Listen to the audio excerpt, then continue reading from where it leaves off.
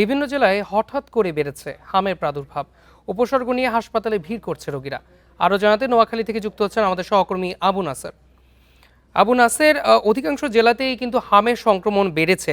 বর্তমানে নোয়াখালীতে হাম রোগের প্রাদুর্ভাব কতটা গুরুতর, আক্রান্তের সংখ্যা কত এবং রোগীরা কি পর্যাপ্ত চিকিৎসা পাচ্ছে কিনা? আমি এখন আছি নোয়াখালীর সুবর্ণচর উপজেলা স্বাস্থ্য কমপ্লেক্সের সামনে।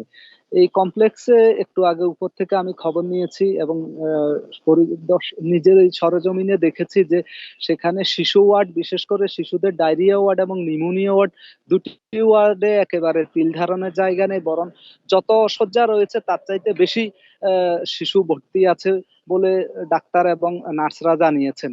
এবং এই শিশু ভর্তির সংখ্যা ক্রমেই বাড়ছে এবং এদের প্রত্যেকের মধ্যেই কম বেশি হামের উপসর্গ রয়েছে বলে চিকিৎসকরা জানিয়েছেন। যদিও এখানে পরীক্ষা নিরীক্ষা না করে নিশ্চিতভাবে বলা যাচ্ছে না যে হামে আক্রান্ত হয়েছে কিনা। তবে বাস্তবতা হচ্ছে এখানকার নার্স এবং চিকিৎসকরা জানিয়েছেন চিকিৎসা নিয়ে যারা বাড়ি ফিরে গেছে এদের মধ্যে অনেকে আবার পরবর্তীতে হামে আক্রান্ত হয়ে হসপিটালে ভর্তি হয়েছে, এরকম ঘটনা আছে। অন্যদিকে 250 শয্যা নোয়াখালী জেনারেল হাসপাতালের তত্ত্বাবধায়ক ফরিদ উদ্দিন চৌধুরীর সাথে একটু আগে কথা হয়েছে। তিনি জানিয়েছেন সকাল থেকে এ পর্যন্ত সেখানে 28 জনকে ভর্তি করা হয়েছে, যাদের প্রত্যেকেরই হাম বলেই তিনি নিশ্চিত করেছেন। কেননা তারা বলেছেন যতটা পরীক্ষা নিরীক্ষা করলে তারা নিশ্চিত হতে পারেন ততটা অনেকটাই তিনি নিশ্চিত হয়েছেন বলেই আমাকে জানিয়েছেন। অন্যদিকে জেলা সিভিল সার্জন অফিস থেকে জানানো হয়েছে উপজেলা পর্যায়ে এ পর্যন্ত প্রায় 50 জনের স্যাম্পল পাঠানো হয়েছে ঢাকায়।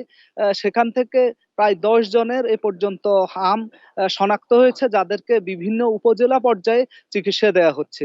তো এই নোয়াখালী জেনারেল হাসপাতাল থেকে শুরু করে উপজেলা পর্যায়ে 9টি উপজেলা স্বাস্থ্য কমপ্লেক্সে আমরা খবর নিয়ে দেখেছি কোথাও আসলে কোনো হামের যারা আক্রান্ত তাদের জন্য আইসোলেশন সেন্টার খোলা সম্ভব হয়নি এবং বেশিরভাগ জেলা এবং উপজেলা হসপিটালে স্থান সংকুলনের কারণে এমনটি হচ্ছে। এবং এই যে বাড়তি রোগীর চাপ সামাল দিতে ডাক্তার কর্মকর্তা কর্মচারীদের হিমশিম খেতে হচ্ছে। সবচাইতে জটিল বিষয় হচ্ছে যে এখানে সাধারণ রোগীদের সাথে হামের রোগীদের চিকিৎসার কারণে এটি একেবারে ছড়ানোর সম্ভাবনা রয়েছে এবং ডাক্তাররা বলছেন তারা নিরুপায়। স্থান যেহেতু সংকুলন, বিশেষ করে নোয়াখালী জেনারেল হাসপাতালে নতুন ভবন এখনো বুঝিয়ে না দেওয়ার কারণে পুরনো ভবনে এমনিতেই সাধারণ রোগীদের গাদাগাদি করে চিকিৎসা দেওয়া হচ্ছে, তার উপর হামের রোগী সংখ্যা প্রতিনিয়ত বাড়ার কারণে তাদেরকে ডায়রিয়া ওয়ার্ডে আসলে গাদাগাদি করে রাখা হচ্ছে।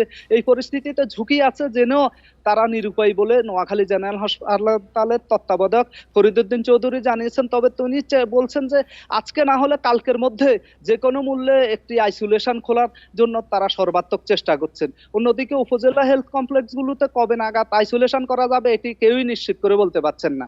এ হচ্ছে আমার কাছে এখানকার সর্বশেষ। নোয়াখালী থেকে জানাচ্ছিলেন আমাদের সহকর্মী।